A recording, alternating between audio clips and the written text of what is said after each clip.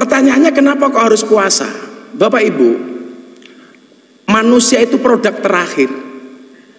Sebelum menciptakan manusia, Allah sudah menciptakan malaikat. Malaikat itu sifatnya Pak, bener terus gak pernah salah. Kenapa? Karena malaikat itu punya iman tapi gak punya nafsu.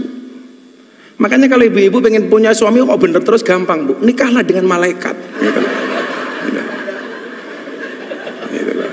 Apalagi Israel Bu, nggak pernah salah Bu itu. Nggak pernah salah. Bener terus Pak Prabowo itu kalau malaikat itu. Nah, setelah menciptakan malaikat, Allah menciptakan setan. Setan itu kebalikannya, dia punya nafsu tapi nggak punya iman. Makanya setan itu salah terus, nggak pernah benar. Setelah menciptakan setan dan malaikat, Allah menciptakan hewan. Hewan itu kalau dalam bahasa kitab kuning yang tadi Pak Mukti bilang, itu tadi beliau bilang Pak Presiden, bedanya NU dan Muhammadiyah. Kalau NU Gus, kalau Muhammadiyah guys. Hai guys.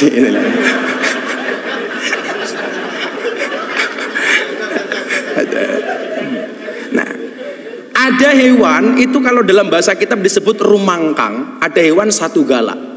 Hewan rumangkang itu hewan yang hanya memperturuti hawa nafsunya, dilambangkan seperti kambing, seperti celeng. Kemudian ada hewan yang suka mengganggu, menakut-nakuti, namanya satu galak, yang dilambangkan seperti anjing dan serigala. 4 makhluknya Allah ini, mohon maaf, hiburannya beda-beda. Malaikat itu hiburannya bila dekat dengan Allah. Setan hiburannya mengganggu. Kambing hiburannya makan. Setan hiburannya menggoda, nakut-nakuti. Lah mohon maaf Bapak Ibu, manusia itu 4-4-nya ada. Gitu. Jadi manusia itu ya ada malaikatnya, ada setannya, ada anjingnya, ada kambingnya. Jadi kok ada kok orang baik banget. Wah, ini COVID di Indonesia penyelesaiannya kok pertama kali terhebat. Siapa presidennya? Pak Jokowi. Oh, ini bukan manusia tapi malaikat. Lah, itulah. Seolah-olah seperti itu. Kok ada orang kok sukanya ganggu tok. Kita dengan gampang mengatakan, oh setan ini gitu. Kok ada orang sukanya hanya nakut-nakuti, kita dengan gampang mengatakan ini kok kayak anjing. Tapi sebaliknya, orang kok yang dipikir cuman makanan tok, itu berarti kelasnya kayak kambing. Pagi nasi goreng, siang pecel, sore soto, malam masih Indomie lah. Wedus gitu kan itu. Lah,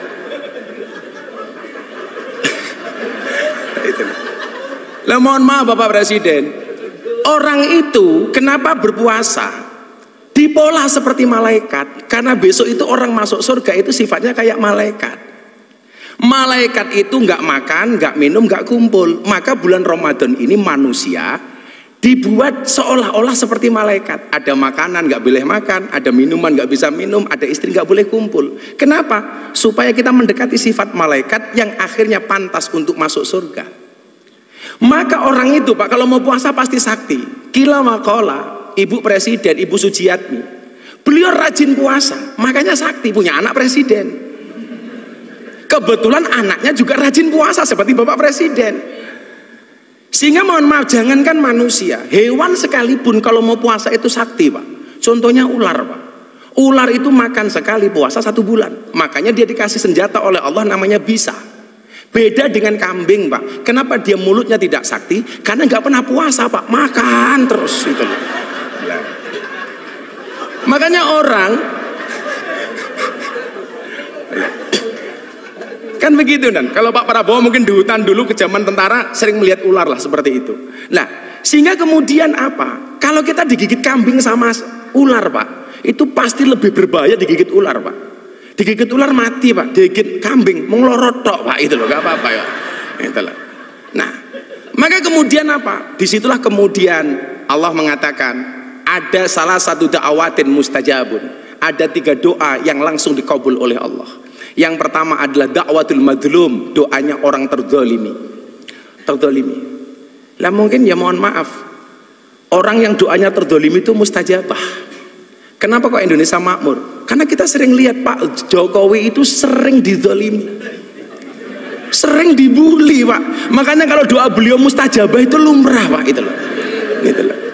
Makanya kalau Caimin pengen doanya mustajabah ya siap-siap saya zalimi Caimin itu.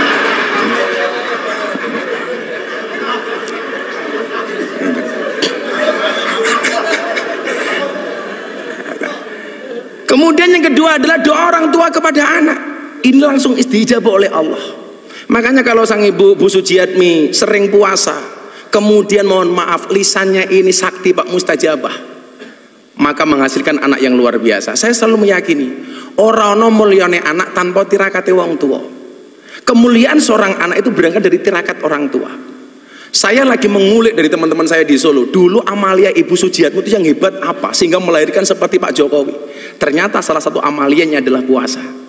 Karena doa terakhir yang dikabulkan oleh Allah dan pasti dikabulkan adalah dakwatus shaim, doanya orang berpuasa. Maka ketika kita puasa inilah kemudian kita menjadi orang baik. Di situ Allah mengatakan innallaha yuhibbul muhsinin. Allah itu mencintai orang-orang yang baik. Kalau dia baik Pak, nggak akan korupsi. Kalau dia baik nggak akan menyakiti hatinya rakyat.